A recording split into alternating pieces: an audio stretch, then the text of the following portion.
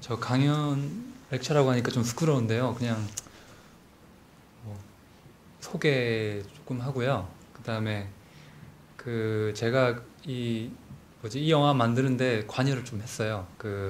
촬영도 제가 좀 많이는 아니고 뒤에 이렇게 엔딩 끝나고 나서 뭐 이렇게 진행이 되는 부분을 제가 촬영을 좀 했고요. 그리고 좀 이렇게 관여를 좀 영화에 하다 보니까 좀 이렇게 말씀을 좀 들을 수 있지 않을까 해서 그래서 뭐 여기 있는 것 같고요. 예.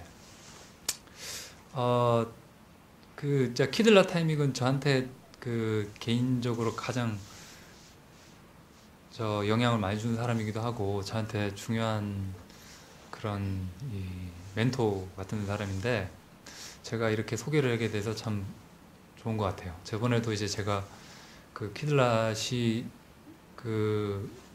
이 사람 캐딜라 타이밍의 특별전을 그때 어, 여기서 진행을 했었고요. 그래가지고 기회가 또 돼가지고 이렇게 그 사람의 신작을 틀게 된 것 같아요.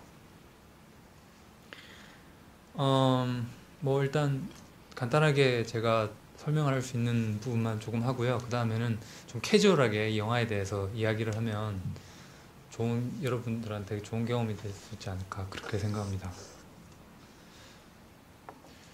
키드라 타이밍은 나이가 보시는 것처럼 많아요. 43년생이에요. 44년생이고 우리나라 나이로 72살이죠. 뭐 현대미술사적 의의는 히들라 타이밍이 뭐랄까 데뷔작을 만든 어떤 시기가 70년대 후반이에요. 퍼퓸 나이트메어가 좀 말하자면 이 사람을 있게 한 뭐 그런 작업인데 향기로운 악몽이라고 혹시 뭐 이 제3세계 문화라든지 아니면은 에세이 필름, 민족 지향지 영화 이쪽에 관심 있으신 분이라면 퍼퓸 나이트메어 정도는 들어보셨을 수도 있을 거라고 생각합니다. 왜냐하면 어떤 상징적인 인물로 매김하게 한 작업이 퍼퓸 나이트메어니까요. 근데 그 작업이 나온 계기에 대해서 이야기하는 게 그래서 좀 설명하기 이해하는 데 있어서 좀 도움이 될 거라고 생각해서요. 퍼퓸 나이트메어가 키들라치 데뷔작을 만들었던 시기에 그러니까 이제 70년대 후반에 어떻게 보면은 어떤 그 사람의 자력이기도 했지만 그 시기에는 어떤 제3세계 작가를 이해하고자 하는 그런 흐름이 있었던 것이 사실입니다. 왜냐하면 그 이전에 말하자면은 이 키들라 감독의 제3세계의 담론과 그 다음에 여성주의의 관점을 다룬 작가가 그 당시 어떤 대안적인 작가로서 이렇게 화두되기 시작했었죠. 왜냐하면 그 이전에 어떤 지배적인 흐름이었던 낭만주의 이야기나 그 다음에 어떤 추상성에서 어떤 새로운 대안을 찾으려는 그런 움직임이 뭐 말하자면 구조주의 영화라든지 아니면은 뭐 미국의 실험 영화라든지 이런 것들은 어떤 순수한 어떤 미학적 형식을 찾으려고 어떤 시도였다고 생각합니다. 근데 이 키들랏이 이렇게 나오게 됐던 배경은 70년대 후반에는 이미 그런 실험들이 많이 이루어지고 좀 시들해졌던 거죠. 더 이상 뭐 거기서 거긴 것 같고 그러다 보니까 뭐 여성주의 감독과 제3세계 작가에 대한 관심이 나오게 된 거라고 저는 생각합니다. 왼쪽은 신디 셔먼이라고 미국의 여성주의 페미니스트 여성 작가고요. 오른쪽은 키들랏입니다. 이 영화 제목과 비슷하죠. Memories of Underdevelopment. 이 영화의 제목인 Memories of Overdevelopment는 말하자면은 이 제3세계, 그러니까 이 영화를 만든 게 70년대 후반, 79년에서 81년에서 정확하게 기억 안 난다고 하시는데 그때쯤 시작이 된 거예요. 근데 그때는 자기는 이제 제3세계 아시아를 영화를 만든 사람인데 그 이전에 또 이제 제3세계를 이해하려는 그런 어떤 미술씬에서 그런 움직임이 있었죠. 말하자면 그 남미가 이제 북미랑 가깝기 때문에 그 쿠바에서의 그 어떤 제3세계죠. 그래서 쿠바의 제3세계를 다루는 그런 영화나 작가들이 먼저 소개가 됐던 거죠. 근데 메모리스 오브 언더 디벨롭먼트가 이제 저개발의 기억이라 쿠바 영화죠. 그 영화가 이 말하자면 거의 처음 소개된 그 제3세계 영화라고 할 수 있는데, 어떻게 보면은 뭐 이 영화에 대한 어떤 그 인식, 최소한 어떤 인식은 하고 있었던 거죠. 이 필리핀 영화가 처음에 이제 소개가 된 게 이제 베를린 영화에서인데, 베를린 영화에서 78년도에 그 펄핏 나이트메어가 소개가 됐는데, 그 전에 그 필리핀 영화가 처음 소개가 된 거는 루노 브로카의 그 네온 사인 속의 마닐라 뭐 그런 영화예요. 이 포스터 영화인데, 이 영화는 되게 문학적인 성격을 갖고 있는 영화고, 어떻게 보면은 그 이 펄핏 나이트메어하고 거의 동시대에 그 처음으로 필리핀 영화가 이렇게 소개가 된 영화인데, 이 영화는 어떻게 보면 이제 문학적 성격을 갖고 있고, 뭐 그런 영화죠. 주인공이 있고 어떤 사회적 현실을 반영하는 어떤 문학적 스토리를, 플롯을 갖고 있죠, 영화가. 근데 같은 시기에 키들랏 영화가 공개가 됐을 때 더 큰 반응을 받은 게, 이제 키들랏은 이제 제3세계 식민지로서의 그 필리핀의 문맥을 어떤 그 이 영화 속 문맥으로 적극적으로 도입을 하고, 어떤 그런 이 형식성이 이제 좀 이슈가 되지 않았나, 저는 그렇게 생각합니다. 그래서 당시에 큰 반향을 일으킨 거죠. 대표적으로 학술적 그 연구에서 이야기를 좀 해보겠습니다. 그 키들랏 타이믹은 그 매년 이 회고전을 한 2차례씩 가져요. 근데 그 회고전을 갖는 게 영화제에서 갖는 거는 별로 없고요. 뭐 몇 년 전에 전주영화제에서 회고전을 하긴 했어도, 그 학술적인 그 영화를 학술적으로 연구하는 대학에서 단체나 아니면 박물관이나 이런 쪽에서 상당히 이렇게 소개가 많이 됩니다. 소개가 될 때 이제 지배적으로는 이 두 가지의 범주가 있죠. 대표적인 이 책은 프레드릭 제임슨의 지정학적 미학이라는 책에서 이제 심도 깊게 이렇게 소개가 되는데요. 지정학적 미학은 어제 제가 남산도서관 가보니까 있더라고요. 이렇게 번역이 돼 있더라고요. 그게 이제 그 프레드릭 제임슨의 지정학적 미학은, 그러니까 이제 거기서 가장 눈에 띄는 게 장리 꼬다르하고 그 키들랏 타이믹을 이렇게 비교한 부분이 가장 인상적인데, 그러니까 장리 꼬다르는 장리 꼬다르의 그 영화 경력 중에서 후반기의 작업들은, 영화를 공부하시는 분들은 아시겠지만 그 68 혁명 이후의 어떤 그 체제에 대해서 이야기를 하잖아요. 보다 직접적으로. 그 이전에는 뭔가 영화적 문법에 대해서 이야기를 하지만, 그러니까 프레드릭 제임슨의 논의는 그 장리 꼬다르는 체제 내부의 어떤 1세계나 2세계 내부의 어떤 그 자본주의 체제를 반영을 한다고 이야기를 하는 것이고, 키들랏 타이믹은 그 자본주의 체제 밖에서 자본주의를 이해할 수 있는 그런 텍스트라고 그렇게 해석을 한 것이죠. 그래서 그것의 중요성이, 말하자면 내부에서는 잘 볼 수 없는 그런 문제를 외부에서는 보여주니까, 그런 점에서 어떤 해석을 한 거라고 생각합니다. 그리고 또 후기 식민주의 이론에 대한 영상 텍스트로 많이 소개가 됩니다. 최근에 나온 책인데요. Utopia of the Film, Cinema and its Future in Godard, Kluge and Taimik. 이 영화도 이 책이, 그러니까 크리스토퍼 파베섹이라고 전에 UC 버클리에 계셨나, 이분이? 그러니까 유니버스 오브 캘리포니아에서 근무하시다가 뭐 다른 대학으로 하셨어요. 아무튼 그 서부 쪽에서 이렇게 영화 연구하는 사람인데, 그 사람이 그 쓴 책 중에 이제 최근에 쓴 책인데, 이런 책이 있어요.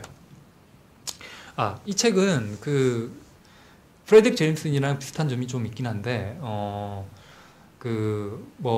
장리 고다르가 만든 영화 중에서 히스토리드 시네마 뭐 이런 영화 있잖아요. 그래서 뭐 영화 가지고 이제 이 20세기의 어떤 역사를 이렇게 쭉 이렇게 나열하는 것처럼 이 장리 고다르의 영화를 어떤 역사에 대한 메타적 이미지로 이야기를 하는 거죠. 그리고 이제 키드라 타이밍의 영화는 같은 맥락에서 이해를 하지만 또 이런 체제 밖에서 어떤 보는 시선으로 이해를 한 거고요.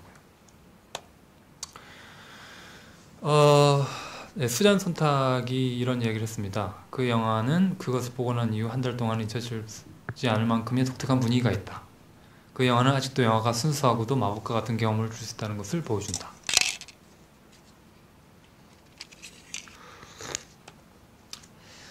네, 마지막으로 이제 영화적 특징에 대해서 말씀드리자면요. 초기 영화적 특징이 초기 영화라고 할 수 있는 게 뭐 펄핏 나이트메어나 요요 뭐 이런 영화들을 들 수가 있는데 뭐 이 영화에서 보여주는 처음에 뭐 마젤란이 있고 뭐 이렇게 연기하는 부분 있잖아요. 유럽에서 그런 부분들은 이제 초기 영화 특징을 갖고 있죠. 초기에 만들어져. 그러니까 70년대 후반, 80년대 초반에 만들어졌거든요. 투른바라고 시네마 베레떼적인 그런 영화가 있는데 어떤 그 영화는 그 중간에 초기와 또 후반기에 어떤 나뉘어지는 그런 시기에 나뉜다 생각합니다. 왜냐하면 자기가 이렇게 전면에 드러나지 않고 뭔가 이렇게 주위의 환경을 이용해 가지고 어떤 영화를 만드는 입장에서 좀 그런 해석이 가능하다고 생각합니다. 후반기 영화적 특징은 그러니까 후반기의 영화들의 특징은 오래 찍었어요. 한 10년 I'm a Furious Yellow라고 10년 정도 찍은 영화가 있는데 그 영화는 가장 긴 기간 동안에 찍은 영화고요. 그리고 이 영화가 이 영화가 더 길죠. 34년 동안 찍었으니까. 그 후반기의 영화적 특징이 말하자면은 가족을 찍어요. 가족을 찍어서 이제 가족의 어떤 이 입을 통해서 가족의 이미지를 통해서 어떤 역사를 드러내는 어떤 그런 전략까지는 아니죠. 왜냐하면 뭐 포스트 모던 역사 어떤 흐름에 그런 어떤 전략 제시하는 전략이 있다고 해도 그거를 이게 있으니까 이렇게 해야지 이게 아니라 자기는 그냥 가족이 먼저니까 가족을 찍다가 보니까 오랫동안 찍다 보니까 그게 어떤 역사를 드러내는 수단이 된 거지 뭐 그걸 알고 찍은 건 아니라고 합니다. 그 이야기를 한 적이 있는데 네, 아무튼 이런 것이 후반기 영화적 특징입니다. 베르너 헤어저그와 이 사람이 좀 인연이 깊죠. 그래서 베르너 헤어저그가 이 영화 키드라 타이밍이 독일에 있을 때 그 사람 키드라 타이밍한테 짜투리 필름을 이렇게 주면서 영화를 한번 찍어보라고 권유한 것도 베르너 헤어저그고 그래서 펄핏 나이트메어가 완성이 됐을 때 그거를 자기하고 친한 친구인 포콜라 감독한테 보여주고 이런 영화가 있다 한번 봐라 이래가지고 미국에 배급되고 뭐 그래서 이제 북미로 넘어온 첫 발을 디디게 된 계기가 어떻게 보면은 이 이름이 독특하게 지게 된 이런 여정이 있어서 아주 출발점이라고 할 수 있죠. 네, 뭐 이런 식 정도가 설명을 드릴 수가 있을 것 같은데요. 키드라 타이밍은 뭐 제3세계를 대표하는 제3세계 동남아시아를 대표하는 상징적인 감독이기도 하고요. 건축가예요. 건축도 하시고 그다음에 어떤 이론가로서의 어떤 텍스트를 만드시지는 않지만 그래도 어떤 후진들한테 영향도 많이 미치고요. 그리고 퍼포먼스도 하시고 뭐 공동체 기반의 예술도 조직도 하시고 그러세요. 자, 제가 드릴 소개는 뭐 여기까지고요.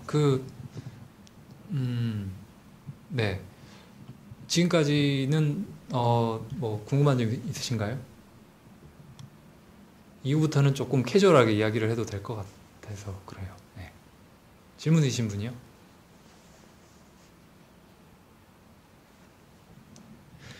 없으시면 제가 좀 더 설명할까요?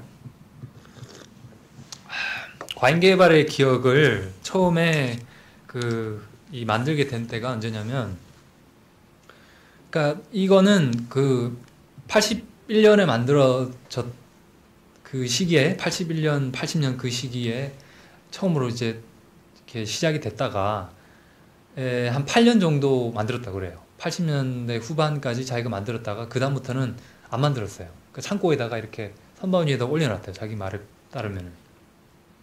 왜 그러냐면 키들라 타임에게 있어서 가장 본질적인 게 뭐냐면, 그러니까 여기서 작가분들이 얼마나 있을지 모르겠지만 제일 중요한 게 그거 아닙니까? 그 애가 생기고 나면은 작업 계속 못하는 거.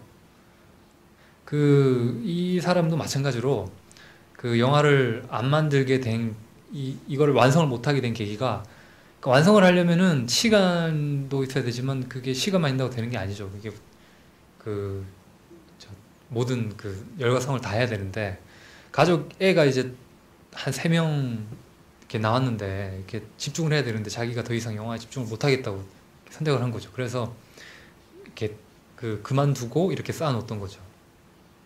그러니까 시간이 이렇게 흘러가지고 2011년도죠 아마, 그 전주영화제에서 해고전을 했는데요. 그때 저도 있었어요. 그때 공부를 그때 좀 미국에서 마치고 왔을 때인데 전주에서 만나가지고 한 일주일 머물면서 같이 이렇게 지냈던 기억이 있습니다. 그때 이거를 영화를 만들게 된 계기가 어떤 거냐면요. 저 전주영화제에서 당시에 펀딩을 해주기로 했어요. 3인 3색인가 그거 펀딩을 해주기로 해가지고 돈 줄 테니까 영화를 찍어볼래? 이래서 한번 해볼까 이렇게 생각을 처음 하게 됐다고 그렇게 이야기하시더라고요. 그래서 이렇게 하루는 베르네 헤어조그 영화 그때 동굴에서 만든 3D 영화였는데 그거 보고 이렇게 탁 오시더니 이렇게 앉아서 생각이 다 빠지시더라고요. 그래서 왜 그러냐 물으니까 그러니까 이걸 제가 옛날에 봤거든요. 옛날 버전을. 그래서 옛날 그거 보여준 거 기억나네요. 그러니까, 기억나지? 그러니까 그걸 한번 만들어 볼까 생각 중이다. 그러니까 왜? 그러니까 돈을 대준대. 그러더니 깊은 수심에 딱 잠기더라고요. 그러니까 왜 그러니까 만들고 싶긴 한데 배우가 있어야 되지 않냐. 근데 문제가 마젤란 알지? 죽었어 걔. 배우들이 다 늙어서 죽어서 이걸 완성을 못하지 않겠느냐 이렇게 하더라고요. 그러다가 딱 그대로 상황을 제가 재현해 드리는 거예요. 어땠냐면 그 옆에 아들이 딱 앉아 있어요. 아들이 누구냐면 독일 사람처럼 생긴 마젤란 있잖아요. 젊은 마젤란, 수염 이렇게 난 사람. 걔가 둘째 아들이에요. 와이프가 독일 사람이라서 첫째하고 셋째는 필리핀 사람인데 둘째는 둘째가 누구냐면 마젤란으로 마지막에 나오는 사람 있잖아요. 엘리케라고 막 하고 독일 사람. 걔가 둘째 아들이에요. 그러니까 이제 아무튼 전주영화제에서 이렇게 있는데 둘째 아들이 이렇게 쓱 보더니 너 수염 얼마나 빨리 자라냐고 묻더라고. 그럼 걔가 일주일이면 된다고. 그러니까 이러면서 진짜로 그게 저 영화를 만들게 출발점이 된 거죠. 이 영화에 나오는 그 사람들은 다 자기 가족들이에요. 가족들이고 뭐 이제 어떤 그 안에서 어떤 영화를 발전시키는 어떤 이 길을 찾은 거죠, 스스로가.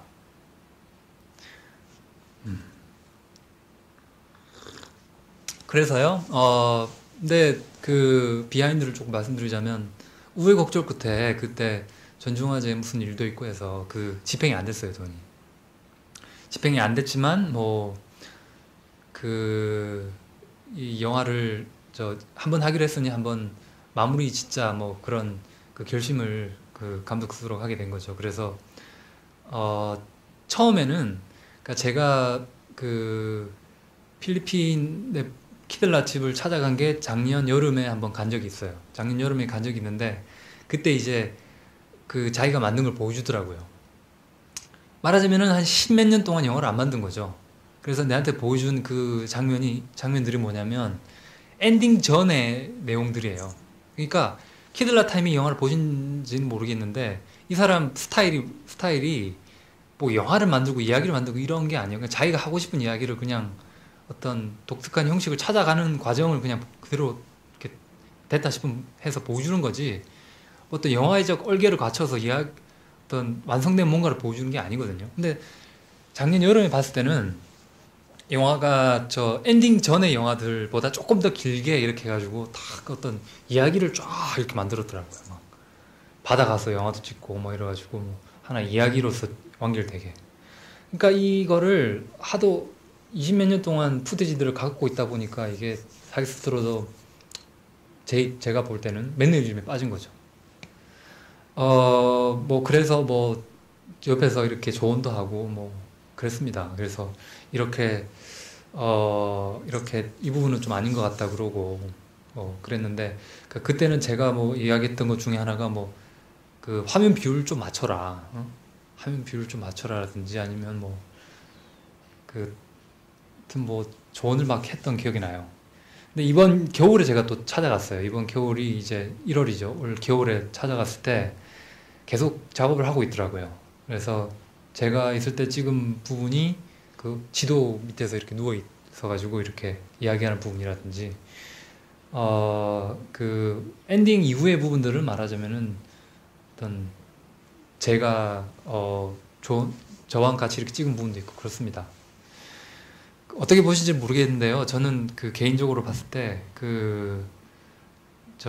이 자기의 본 색깔을 찾으신 것 같아서 그 영화 감독들이 아무리 잘 만들어도 그 기준이라는 것이 전 영화랑 그 다르지 않다면 그게 제일 문제잖아요. 근데 어떤 그 전 영화들과 비슷하거나 아니면 그렇지 않고 자기 색깔을 찾으신 것 같아서 전 그 옆에서 이렇게 바라보는 사람으로서 이렇게 좀 보람도 있고요.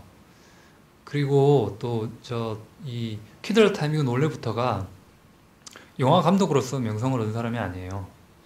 이 사람이 그 명성을 얻는 그 경로를 보면은 철학가라든지 시각예술가가 자기가 독창성을 인정받아서 인정받는 뭐 그런 경로라고 할 수 있거든요.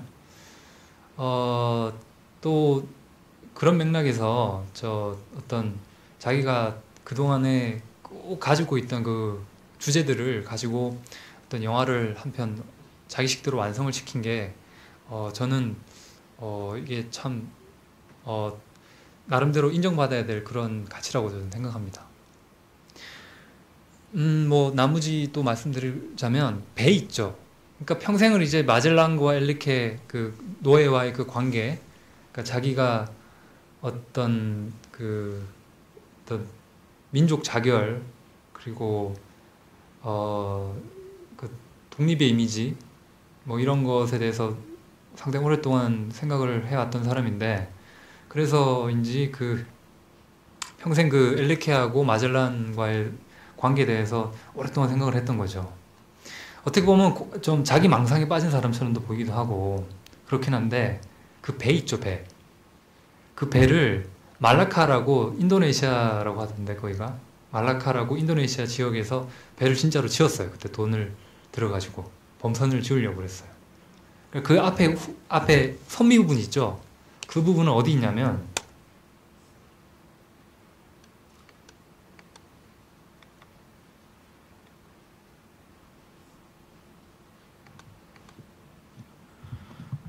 이게 보이시는지 모르겠는데 이게 그 사람이 운영하는 갤러리 카페예요. 여기 이거 보이시죠? 배. 갤러리 카페에 들어가 있어요. 그리고 키드라 타이밍은 말하자면 그 90년대 초반 이후에 많은 사람들이 뭐 그 영화 감독으로 계속 알고 있죠. 왜냐하면 계속해서 그 상징적인 이름은 아시다시피 그 어떤 이 순환되기 마련이니까요. 영화 감독으로 계속 알고 있는데, 사실 제가 오랫동안 봐온 7년 정도 봐온 바로는 90년대 초반부터 이 사람이 했던 일은 자기의 환경을 만들고, 그러니까 건축하고요, 또 실내 디자인하고 이래가지고 어떤 커뮤니티 아트를 실행하고 또 공간을 만들고 이런 일들을 십몇 년 동안 지금 해오고 있어요. 여기는 그 갤러리 카페인데요. 갤러리 카페에 범선도 있고요. 그 다음에 뭐 그 타고난 목재 같은 것도 있고 그래요. 이 영화 마지막에 보면은 그 이렇게 물 이렇게 막 수영하고 막 이러잖아요. 그 왜 그런지 아세요? 그게 홍수가 났대요. 홍수가 나가지고 자기 집 안에 물이 이렇게 차가지고요. 실제로 물이 찬 거예요. 그 물이 있는 게 아니라 집에 물이 차가지고 이렇게 있는 거예요. 근데 그거를 그대로 뭔가를 받아들여가지고 뭔가를 해봐야 되겠다고 생각을 하는 거. 이게 되게 키드라타임이 중요한 점이에요. 그거를 뭔가 이상하고 자기한테 닥친 뭔가 어떤 재난, 비극적인 재난이라든지 어떤 외부적 영향을 그대로 받아들이는 게 이 사람의 어떤 되게 중요한 점이라고 생각합니다. 어떤 사례가 있냐면요. 여기 보면은 나무들이 조금 독특하죠. 그 90년대 초반에 그 집에서 불이 났어요. 큰 화재가 나가지고 자기 그 집이 홀랑 다 탔어요. 다 타가지고 그러니까 집 안에 그 이제 기둥이라든가 안에 내부 내장재들이 다 이렇게 튀어나오겠죠. 외장재가 다 타거나 아니면 내장재가 타거나 해가지고 이 지금 보이는 이 어떤 약간 무질서해 보이는 이런 것들은 어떤 과정을 통해서 나왔냐면요. 예를 들어서 집이 이렇게 탔는데 집에 이제 그 기둥이 이렇게 삐져 나온다든지 아니면은 타고 남은 재료들이 있다든지 아니면은 탔는데 뭐 안에 철근이 이렇게 나온다든지 이런 거 있죠. 그거를 안 버리고 그대로 갖고 와서 건축을 만들어서 이렇게 된 거예요. 그러니까 말하자면 자기한테 닥친 일을 그대로 뭔가 이렇게 받아들여서 뭔가를 만드는 이런 과정이 자기는 뭐 어떤 코스모스가 와가지고 뭐 그 영향을 미친 거라고 하는데, 하여튼 뭐 외부의 어떤 비극적 사건이라든지 어떤 영향을 그 긍정적으로 받아들이고 그거를 어떤 형태로든 만드는 게 이 사람의 어떤 그 특징이라고 생각합니다.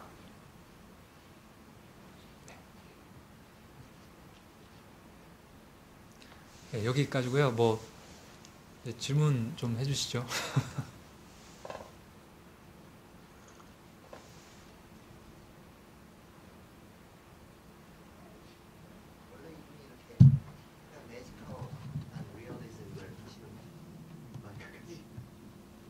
영화를 보면서 되게 약간 그런 굉장히 패티시즘이랄까 신주의적인 느낌이 굉장히 강하게 왔는데요. 그래서 남미적인 그런 비판론 속에 담긴 굉장히 아시아적으로 이렇게 해석이 될 수도 있겠구나.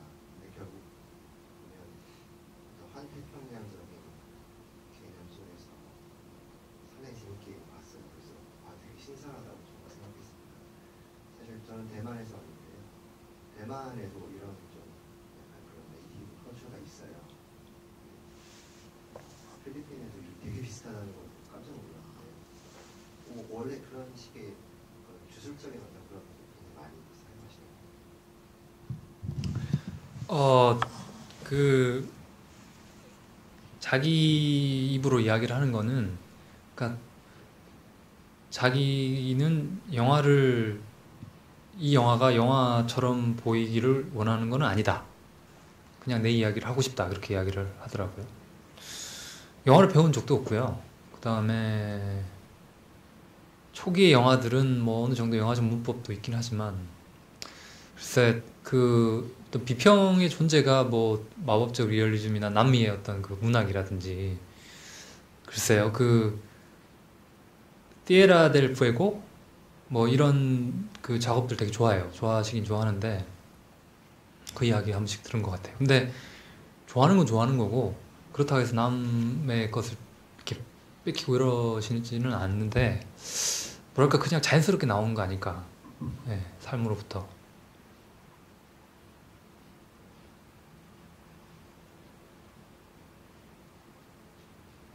또 질문 없으세요?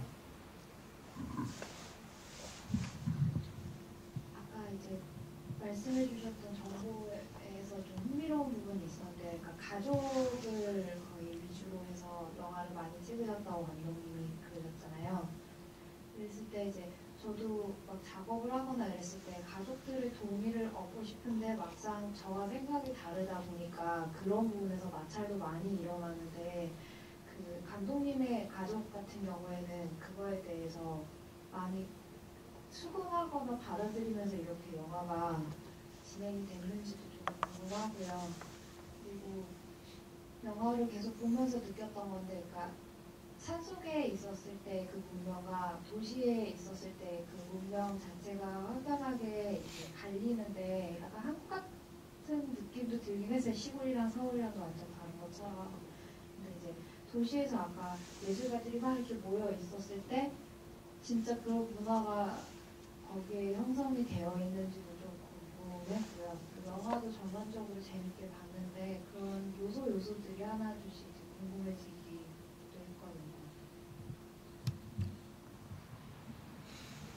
어, 그, 뭐, 사람들이, 일단 필리핀 문화가 좀 우리나라 70년대가 그랬던 것처럼 필리핀 가보시면은 알겠지만은 우리나라 70년대 같아요. 사회적 기반도 그렇고 분위기도 그렇고. 마찬가지로 그 가족 관계도 70년대 같아요. 우리나라 70년대 생각해보세요. 얼마나 가까웠어요, 가족들끼리. 필리핀 가보면은 다 그런 건 아니에요. 근데 이 가정은 캐딜랏이 72인데 엄마가 99살이에요. 아직 살아 계세요. 그리고 지금 그 깔리빠이라고 나오는 애가 첫 번째 손자고, 그리고 뭐 지금 이제 둘째 손자도 나왔는데, 그러니까 뭐 그 가족, 그러니까 이 같이 이렇게 인터뷰를 한번 한 적이 있거든요. 그 문제에 대해서. 그러니까 저 이번에 그 키드라 타이밍 특별전이 끝나고 같이 이렇게 남해로 놀러 갔었는데, 거기서 이제 그 제 아는 같이 작업하는 지인이 다큐멘터리를 찍어주면서 이렇게 기록을 한 부분이 있어요. 그러면서 그니까 뭐 이렇게 가족을 작업을 하게 되면 이렇게 작가가 이제 그 좀 고독할지라도 외롭고 그래도 혼자서 작업하는 게 필수적인데, 가족이 존재가 어떤 의미를 갖느냐 뭐 이런 이야기를 한 적이 있거든요. 근데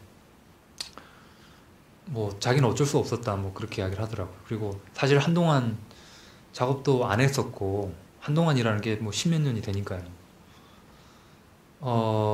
자기는 가족이 먼저다고 이야기를 하는데, 그러니까 이 작업뿐만 아니라 후반기에 만들어진 작업들 보면은 다 가족이 나와요. 뭐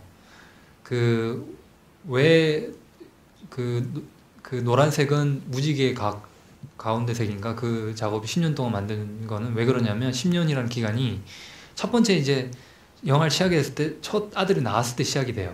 애가 막 기어다니고 이런 것도 나오고, 10년이라는 시간이 그 첫 번째 아들이 커서 이제 자기 어떤 약간 성인은 아니지만 그래도 어느 정도 목소리를 사람으로서 내줄 수 있을 때까지의 기간이 이제 10년이 걸렸다 그렇게 이야기하더라고요. 그러니까 10년이 지나서 영화의 나레이터가 돼서 이제 나레이터가 되는 것까지를 이렇게 기록을 하는 게 그 영화죠. 16mm로 만드는데. 말하자면 어떤 하나의 구조를 가진 게 아닌가 생각합니다. 이런 가족과 함께하는 데 있어서.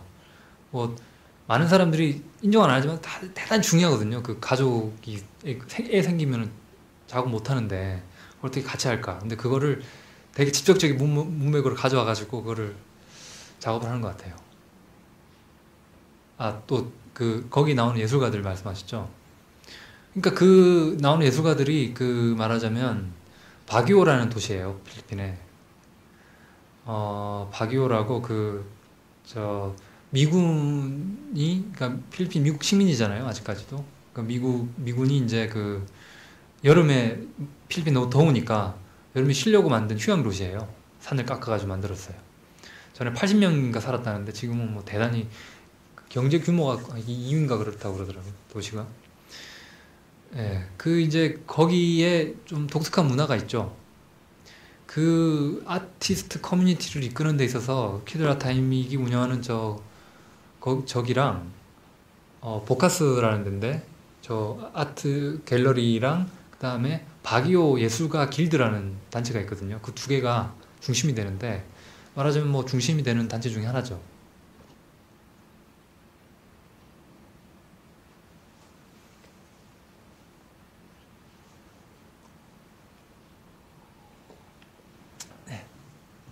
더 질문 없으신가요? Do you have any question?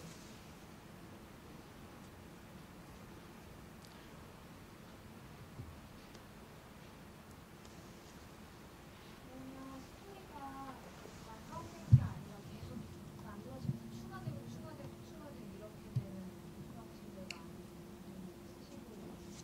쓰시고 그 부분에 대해서 좀 학술적으로 이야기가 된 부분에 대해서 이야기를 드리자면, 그러니까 뭐 자기 자신, 솔직히 뭐 자기 자신은 뭐 티에라 델 fuego라든지 남미의 뭐 그 마술적 리얼리즘이라든지 그 비평의 존재에 대해 생각 안 해요. 생각 안 하고 그냥 하다 보니까 주위 사람들이 그렇게 읽어주는 거지, 자기는 그냥 자기가 그냥 하고 싶은 이야기만 하는 거죠. 그 부분에 대해서 이야기를 하자면, 그런 부분이 있어요. 그 크리스토퍼 파비색 그 책에 보면은 그 기름 한 컵에 컵 오브 가스 이론이라는 걸 한 챕터가 있어요. 그게 뭐냐면, 그 이제 헐리우드 영화는 버젯이 딱 있으면은 헐리우드가 되게 이렇게 시스템이 딱 잘 갖춰진 거 아시죠? 가지고 뭐 몇 날 며칠부터 며칠까지 찍어야 되고 뭐 그런 거 있잖아요. 그게 되게 잘 돼 있긴 해요. 근데 파브색의 책에서의 한 챕터는 뭐냐면, 헐리우드의 그 어떤 공장식으로 찍어내는 것에서 어떤 반대하는, 말하자면은 캐딜락 타이밍의 영화는 버젯이 돈이 생길 때마다 조금씩 그 만들어 가지고 만드는 게 어떤 프로덕션인데, 그 프로덕션 그 구조 때문에 내러티브가 만들어지는 거죠. 그래서 그거에 대해서 또 이 파베색이 분석을 하는 게, 거기에는 어떤 퍼포메이티브한 측면이 있다. 그 메인스트림 프로덕션에 대항하는 카운터 그 퍼포메이티브한 그런 측면이 있다. 이래가지고 이야기를 하는 게 있는데, 그래서 뭐 그까지는 아닌 것 같은데, 그 자기 입으로 이야기를 한 거는 그런 거예요. 그러니까 나는 그 조그만 배를 가지고 이렇게 항해를 하는 것처럼 긴 시간 동안 만드는 게 하나의 어떤 전략인 거는 맞다. 그래서 이렇게 배를 놓아져서 가다가 어떤 다른 지점이 보이면 거기 가서 머물기도 하고, 다른 지점에 또 머물기도 하는 것처럼, 이 딱 한정된 시간을 맞춰서 영화를 만드는 게 아니라, 그런 주어진 상황에 맞춰서 이 영화를 만들다가 줄거리를 찾고 구조를 찾는 게 나의 과정이라고 이야기한 거는 그런 적은 있거든요. 그리고요, 제가 이 영화에 대해서 말씀을 드리자면, 엔딩 크레딧 이후에 이렇게 뭔가 진행이 된다, 뭐 이런 것이 구조 아닙니까? 내러티브 영화처럼 진행이 되다가 엔딩 이후에 어떤 자기의 어떤 퍼포먼스적인 무언가가 일어나는 게 그 구조이지 않습니까? 이게 또한 하나의 어떤 구조라고 생각합니다. 오랫동안 영화를 만들면서 나오게 된 유기적인 구조라고 생각합니다. 영화라기보다는 뭐 자신이 발견한 삶과 관련되어 있는 어떤 뭐 서사의 구조, 그렇게 받아들여도 충분한 거죠. 네, 더 질문 없으시면 이만할까요? 고맙습니다.